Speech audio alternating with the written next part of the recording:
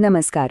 ગુજરાતીમાં લખતી વખતે આપણે ઘણીવાર નાની નાની બાબતોને નજરઅંદાજ કરી દઈએ છીએ, ખરું ને? પણ શું તમને ખબર છે કે આ જ નાની બાબતો આપણા લખાણની ગુણવત્તા અને પરીક્ષામાં મળતા માર્ક્સ બંને પર મોટી અસર કરી શકે છે?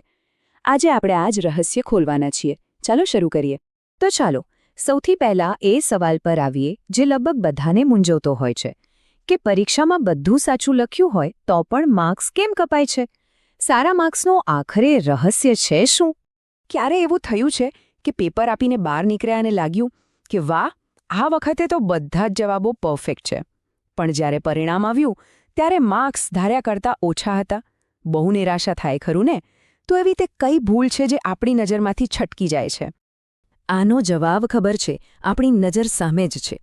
એ રહસ્ય છુપાયેલું છે એ નાના નાના ચિહ્નોમાં, જેના પર કદાચ આપણે ધ્યાન નથી આપતા, પણ શિક્ષકોનું ધ્યાન તો બરાબર જાય છે. જી હા, આપણે વાત કરી રહ્યા છીએ વિરામચિહ્નોની, કારણ કે સાચું વ્યાકરણ અને વિરામચિહ્નોનો સાચો ઉપયોગ જ તો બતાવે છે કે ભાષા પર તમારી પકડ કેટલી મજબૂત છે. અને જુઓ, આ કોઈ ખાલી વાત નથી, આ તો ખુદ શિક્ષકોનો અનુભવ કહે છે. જ્યારે એ લોકો પેપર ચેક કરે છે ત્યારે એ લોકો ફક્ત જવાબ સાચો છે કે ખોટો એટલું જ નથી જોતા. ના, એ લોકો એ પણ ધ્યાનથી જુએ છે કે તમે એ જવાબને કેવી રીતે લખ્યો છે, વ્યાકરણ અને વિરામચિહ્નો બરાબર વાપર્યા છે કે નહીં, એના પર એમની ખાસ નજર હોય છે. તો ચાલો હવે આપણે એક પછી એક આ વિરામચિહ્નોને સમજીએ. શરૂઆત કરીએ સૌથી મૂળભૂત ચિહ્નથી, જે વાક્યના પ્રવાહને કંટ્રોલ કરે છે.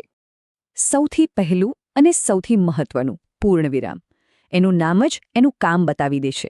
જ્યારે કોઈ વાત કે વિચાર પૂર્ણ થાય એટલે કે પૂરો થઈ જાય ત્યારે આ ચિહ્ન વપરાય છે. એકદમ સ્પષ્ટ સંકેત છે કે ભાઈ, અહીં એક વાત પૂરી થઈ. જેમ કે આ ઉદાહરણ જુઓ. રમેશ ઘરે પહોંચી ગયો. અહીંયા વાત પૂરી થઈ ગઈ, એક ક્રિયા પૂરી થઈ ગઈ, એટલે છેલ્લે આવ્યું પૂર્ણવિરામ. આનાથી વાંચનારને તરત જ ખબર પડી જાય છે કે વાક્ય અહીં સમાપ્ત થાય છે. એકદમ સરળ. હવે આવે છે અલ્પવિરામ. અલ્પ એટલે કે થોડું. તો બસ જ્યારે વાક્યમાં થોડું અટકવાની, એક નાનકડો શ્વાસ લેવાની જરૂર પડે ત્યારે અલ્પવિરામ આવે. એ વાક્યને તોડતું નથી, પણ એમાં એક નાનો પોઝ, એક નાનો વિરામ ઉમેરે છે. આ ઉદાહરણ જુઓ, એકદમ સ્પષ્ટ થઈ જશે. મીના, નૈના અને મહેક બગીચામાં ગયા. અહીં મીના પછી અલ્પવિરામ છે. જો એ ન હોત તો વાક્ય વાંચવામાં થોડું અટપટું લાગત. આ નાનકડા ચિહ્નથી નામો સ્પષ્ટ રીતે અલગ પડે છે અને વાક્યનો પ્રવાહ સારો બને છે. સારું, તો પૂર્ણવિરામ અને અલ્પવિરામ તો સમજ્યા. હવે થોડા આગળ વધીએ અને એવા ચિહ્ન જોઈએ જે અલગ અલગ વિચારોને જોડીને લખાણને વધુ વ્યવસ્થિત બનાવે છે. અહીં જુઓ, આ 3 ચિહ્નો વિરામની અલગ અલગ લંબાઈ બતાવે છે. સૌથી નાનો વિરામ એટલે અલ્પવિરામ, જેનો ઉપયોગ આપણે હમણાં જ જોયો. પછી આવે છે અર્ધવિરામ. એ અલ્પવિરામ કરતાં થોડો લાંબો વિરામ છે અને એવા 2 વાક્યોને જોડે છે જે એકબીજા સાથે જોડાયેલા હોય.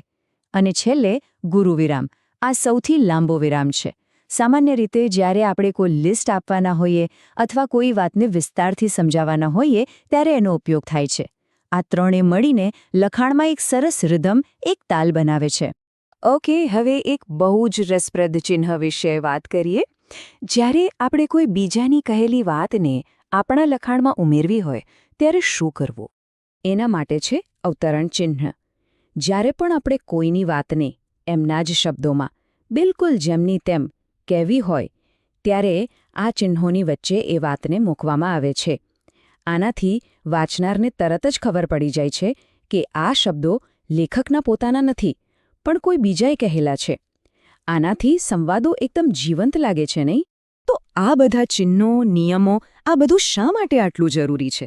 ચાલો આપણે જ્યાંથી શરૂઆત કરી હતી એ જ સવાલ પર પાછા આવીએ અને સમજીએ કે આ બધું શીખવાનો અસલી ફાયદો શું છે.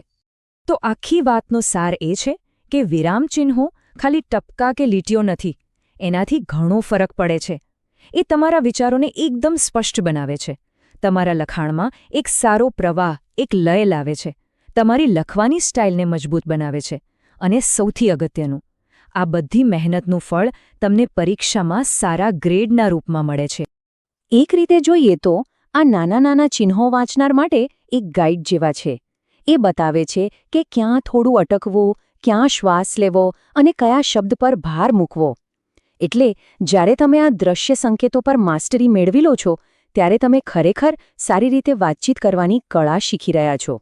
તો હવે આ બધું જાણ્યા પછી સવાલ એ છે કે તમે તમારા વિચારોને કેટલી સ્પષ્ટતા અને આત્મવિશ્વાસ સાથે રજૂ કરવા માંગો છો. યાદ રાખજો, યોગ્ય વિરામચિહ્નો તમારા વિચારોને અવાજ આપે છે, તો એ અવાજને સ્પષ્ટ અને મજબૂત બનાવો.